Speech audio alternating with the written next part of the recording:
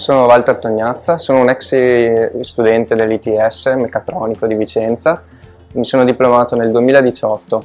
Ho scelto di iniziare il percorso dell'ITS meccatronico dopo essermi diplomato all'ITS Rossi di Vicenza.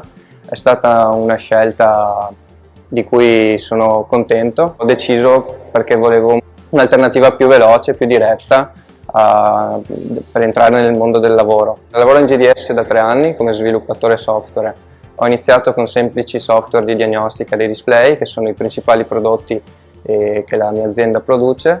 La forza della GDS sta soprattutto nella customizzazione del prodotto, e il software è una componente importante, una delle più importanti della customizzazione dei nostri prodotti.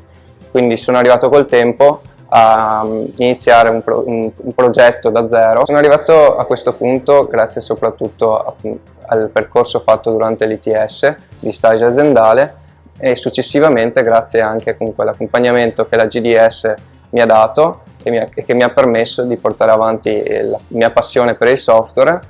Quindi consiglio appunto a tutti di provare l'esperienza dell'ITS perché è un modo più diretto per seguire la propria passione.